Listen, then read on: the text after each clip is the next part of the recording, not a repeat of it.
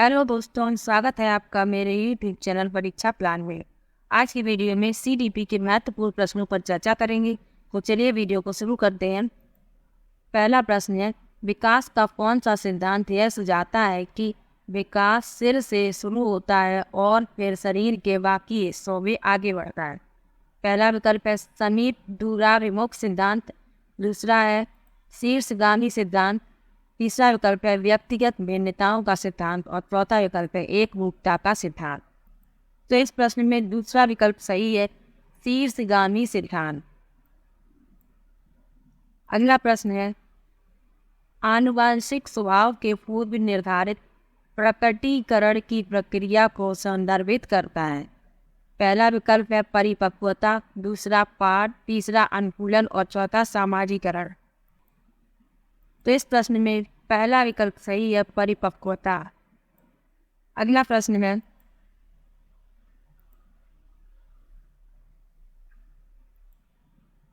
नेहा खुद को अपनी मां द्वारा लाई मिठाई जो मेहमानों के लिए है खाने से रोकती है, यह सोचकर कि खाने से वह पकड़ी जा सकती है। कोलबर्ग के सिद्धांत के अनुसार नेहा नैतिक विकास की किस अवस्था में है। पहला विकल्प है यांत्रिक सापेक्षता अभिविन्यास, दूसरा है सजा और आज्ञाकारिता अभिविन्यास, तीसरा विकल्प है सार्वभौमिक नैतिक सिद्धांत अभिविन्यास और चौथा है अच्छा लड़का अच्छी लड़की अभिविन्यास। तो इस प्रश्न में बी विकल्प सही है, सजा और आज्ञाकारिता अभिविन्यास। कोलबर्ग ने 3 नैतिक तर्क के स्तरों की पहचान की। कौन कौन से हैं? पूर्व पारंपरिक, दूसरा है पारंपरिक और तीसरा है उत्तर पारंपरिक। अगला प्रश्न है, लेव वाइगोत्स्की के अनुसार निम्न में से किसकी संज्ञानात्मक विकास में महत्वपूर्ण भूमिका है। पहला विकल्प है अनुकूलन, दूसरा है पुनर्वलन, तीसरा है सांस्कृतिक परिवेश और चौथा है आनुवंशिकता।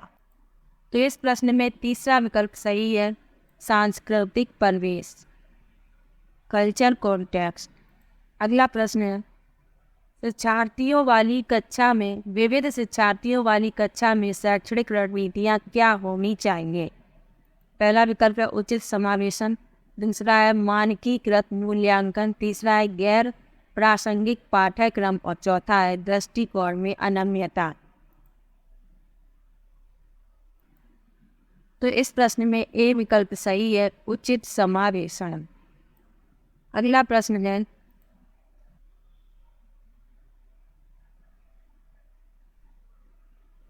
गणितीय अवधारणाओं और गणना में कठिनाइयाँ किन छात्रों की विशिष्ट विशेषताएं हैं।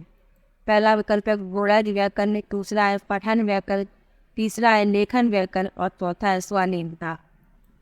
तो इस प्रश्न में पहला विकल्प सही है, गुणज व्याकरण। अगला प्रश्न है, रचनात्मक बच्चों की विशिष्ट पहचान विशेषताओं में शामिल है। पहला विकल्प है विचारों की अनम्यता, दूसरा है ऊब के लिए उच्च सहिष्णुता, तीसरा है जटिलता के लिए वरीयता और चौथा है अभिसारी सोच। तो इस प्रश्न में तीसरा विकल्प सही है, जटिलता के लिए वरीयता। अगला प्रश्न है, विद्यार्थियों में आंतरिक अभिप्रेरणा को कैसे बढ़ाया जा सकता है। पहला विकल्प है भौतिकवादी पुरस्कार प्रदान करके, दूसरा है नकारात्मक सुदृढ़ीकरण द्वारा, तीसरा है दंड के भय द्वारा और चौथा है सीखने की खुशी पर ध्यान केंद्रित करके। तो इस प्रश्न में चौथा विकल्प सही है, सीखने की खुशी पर ध्यान केंद्रित करके। अगला प्रश्न है, विकास का कौन सा पहलू समाज के कौशल मूल्य व रवैया के अधिग्रहण व अंतर्वैयक्तिक रिश्ते बनाने से संबंधित है। पहला विकल्प है संज्ञानात्मक विकास, दूसरा है सामाजिक विकास, तीसरा है संवेगात्मक विकास और चौथा है शारीरिक विकास। तो इस प्रश्न में बी विकल्प सही है, सामाजिक विकास, सोशल डेवलपमेंट। अगला प्रश्न है, वह प्रक्रिया जिसमें एक बच्ची अपने माता पिता समकक्षी व अन्य महत्वपूर्ण व्यक्तियों से अंतःक्रिया करके सामाजिक कौशल विचार व मूल्य सीखती है कहलाती है। पहला विकल्प है पाठ, दूसरा है सामाजिकरण, तीसरा है अधिसंज्ञान और चौथा है एकीकरण। तो इस प्रश्न में बी विकल्प सही है, सामाजिकरण। अगला प्रश्न है, जीन पियाजे के अनुसार मूर्त संक्रियात्मक अवस्था में बच्चे तर्कपूर्ण ढंग से सोच पाते हैं, पर उन्हें में कठिनाई होती है। पहला विकल्प है प्रतीकात्मक प्रतिनिधित्व, दूसरा है संरक्षण के कार्य, तीसरा है परिकल्पित निगमनात्मक तर्क और चौथा है क्रमबद्धता के कार्य। इस प्रश्न में तीसरा विकल्प सही है, परिकल्पित निगमनात्मक तर्क। अगला प्रश्न है कोहल वर्ग के अनुसार बच्चे किस अवस्था में नियमों को निश्चित और निरपेक्ष मानते हैं। पहला विकल्प है सजा और आज्ञाकारिता अभिविन्यास, दूसरा है सामाजिक अनुबंध अभिविन्यास, तीसरा है सार्वभौमिक नैतिक सिद्धांत अभिविन्यास और चौथा है अच्छा लड़का अच्छी।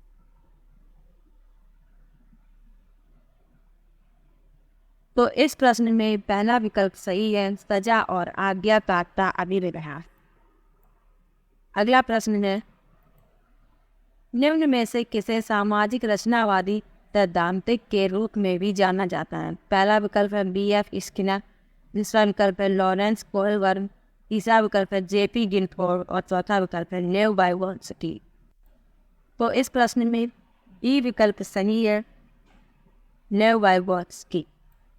अगला प्रश्न है आकलन का उद्देश्य क्या होना चाहिए। पहला विकल्प है सीखने में वृद्धि, दूसरा है बच्चों का वर्गीकरण और नामीकरण, तीसरा है बच्चों में प्रतिस्पर्धा को बढ़ाना और चौथा है बच्चों में भय और तनाव पैदा करना। तो इस प्रश्न में पहला विकल्प सही है, सीखने में वृद्धि।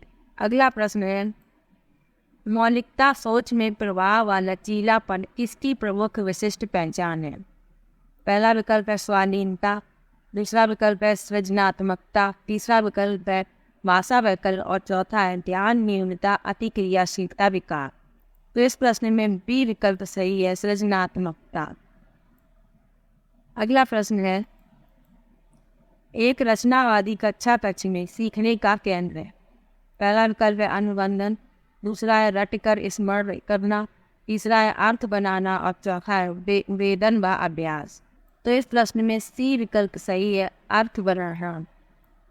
अगला प्रश्न है जब विद्यार्थी महसूस करते हैं कि सीखने की गतिविधियों पर उनका नियंत्रण है, तब उनकी अवप्रेरणा का स्तर जाता है और वे विद्यार्थी बन जाते हैं। तो इस प्रश्न में पहला विकल्प सही है, यहाँ पर भरा जाएगा अवप्रेरणा का स्तर बढ़ जाता है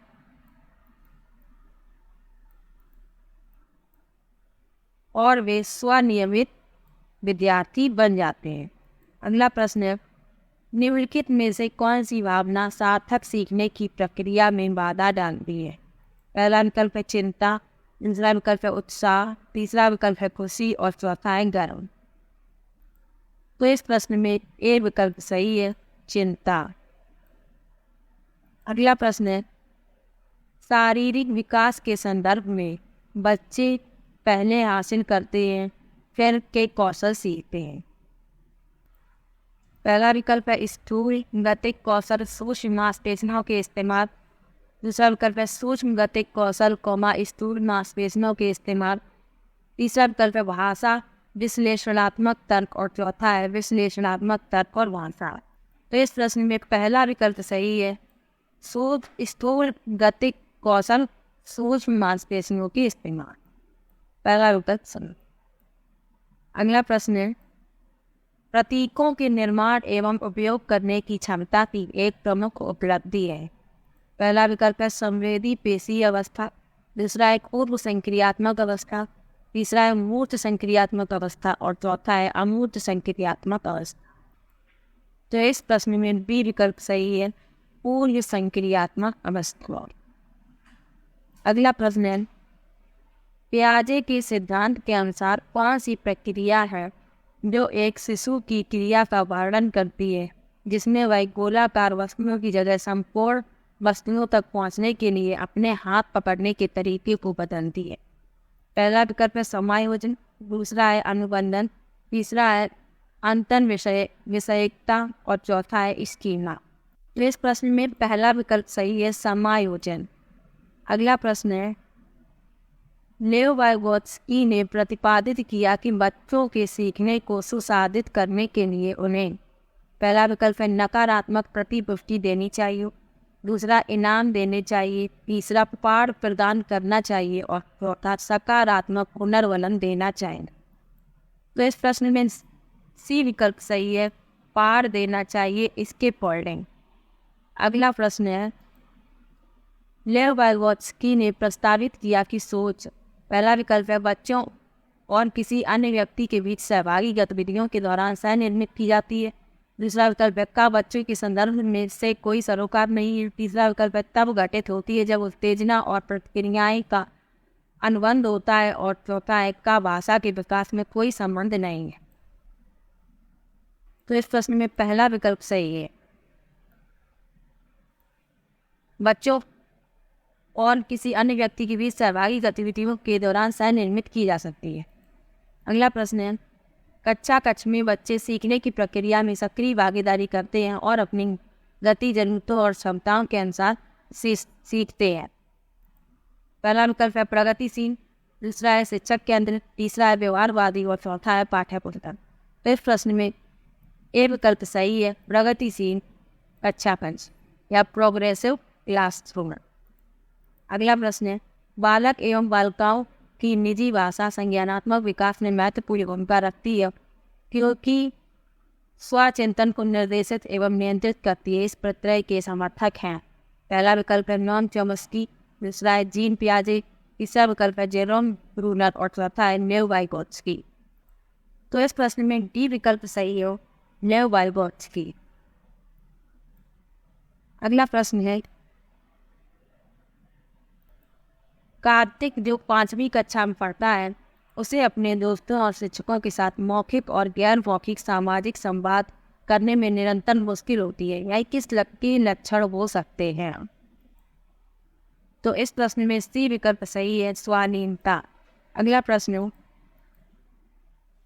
रचनात्मकता की एक पहचान विशेषता है, पहला विकल्प है अपसारी सोच, कई अलग अलग विचारों या उत्तरों को प्रस्तावित करने की क्षमता, दूसरा है अपसारी सोच, एक उत्तर पर ध्यान केंद्रित करने की क्षमता, तीसरा है निष्क्रिय नकल की क्षमता और चौथा है लंबे गद्यांशों को रटने का अवसर। तो इस प्रश्न में पहला विकल्प सही है, अपसारी सोच, कई अलग अलग विचारों या उत्तरों को प्रस्तावित करने की क्षमता। अगला प्रश्न है सीखना, पहला विकल्प है एक निष्क्रिय प्रक्रिया है, दूसरा व्यक्तिगत कारकों से प्रभावित होता है, तीसरा सामाजिक सांस्कृतिक संदर्भ से स्वतंत्र होता है और चौथा केवल जानकारी के प्रत्याहार और पुनरूपण की प्रक्रिया है। तो इस प्रश्न में बी विकल्प सही है, व्यक्तिगत कारकों से प्रभावित होता है। अगला प्रश्न है बच्चे कैसे सीखते हैं, पहला विकल्प है प्रयोग व अन्वेषण द्वारा, दूसरा सुनकर व बोलकर, तीसरा चर्चा व मनन करके और चौथा चीजें बनाकर व करके। तो इसमें ये भी सही है, ये भी सही है, ये भी सही वही दिया, इसलिए इसका पहला विकल्प सही। ये CDP के कुछ महत्वपूर्ण प्रश्न थे। वीडियो कैसा लगा कमेंट बॉक्स में जरूर बताइएगा। वीडियो को लाइक और चैनल को सब्सक्राइब करना मत भूलिएगा। Thank you.